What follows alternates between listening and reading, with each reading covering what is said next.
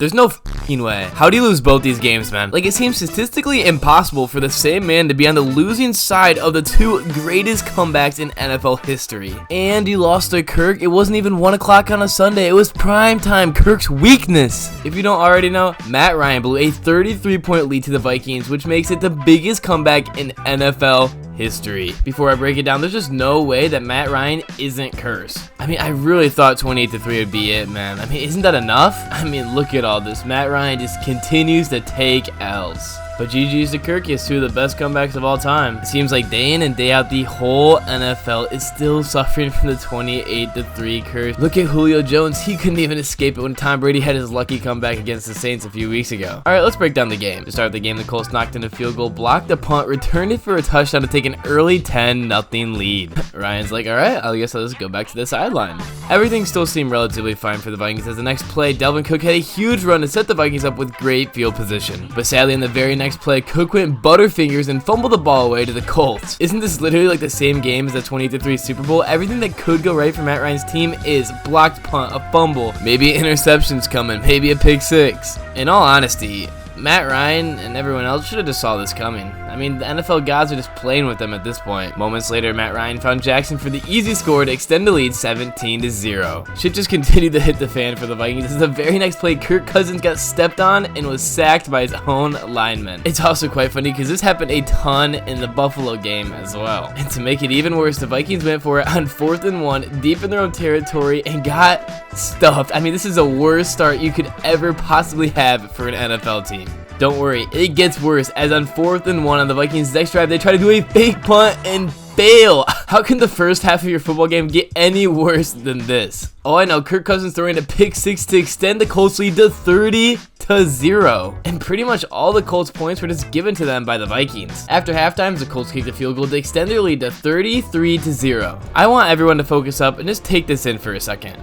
It's 33-0. 33-0. Surely the Colts win this game, right? Surely. Like, it's 33-0, and there's only like 26 minutes left of this game. Can you hold a 33-point lead for less than half of an NFL football game? Surely the Colts win. Surely the Colts win. Cousins finds KJ Osborne in the end zone for the touchdown to get the Vikings on the board. And this is the play that set up the touchdown. KJ Osborne with a monster reception. The Colts turned into Casper defense pretty much the whole game. The Colts defense could not stop the Vikings.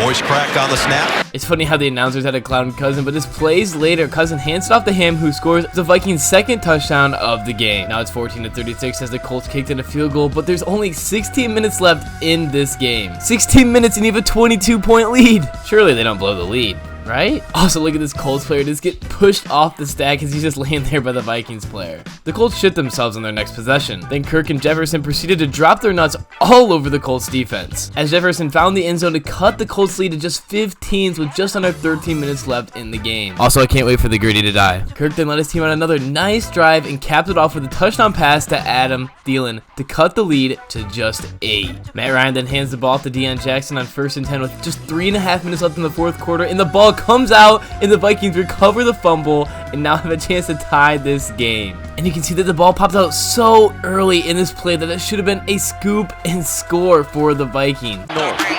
Colts looking to stay alive in playoff contention. And Deion Jackson. Oh, ball comes out. There go the Vikings. It's going to go all the way in. Chandon Sullivan. What did they rule? Sadly, the Vikings turned the ball over in downs, and the Colts got the ball back. The Colts then decided to go for it on 4th and 1, and if they get this, they will win the game. Ryan under center does a QB sneak and tries to get the first down, and no one really knows if they got it. He ends up over the line, but did he get it? Or it just depends on the spot. They spot the ball and bring the chains out, and you just gotta see the crowd's reaction. And on the spot. It really does depend on the spot. The initial spot looks short. They're going to have to measure this. Putting your body on the line at 37 years old for the win. Let's take a look here. They did it! Vikings with a stand!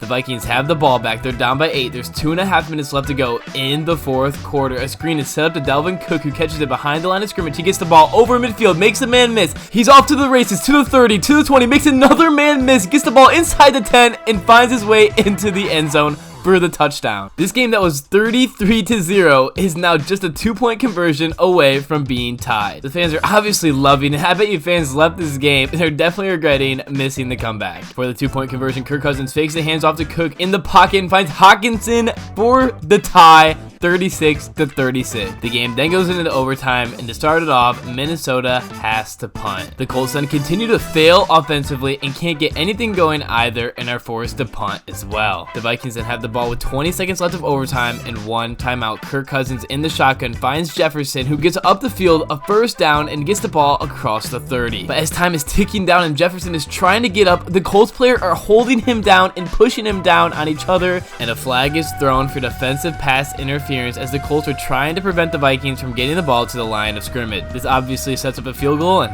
I'll just let you watch the final seconds. Greg Joseph for the NFC North. And the kick is good. It's good! It's a winner at US Bank Stadium. And the Vikings are kings in the North once again. Greg Joseph, as cold as the weather in Minnesota. See money, straight cash. What a game. And that's going to be the end of this video. If you enjoy my content, I would really appreciate if you could like and subscribe. It really helps me out a lot. And once again, thank you for watching.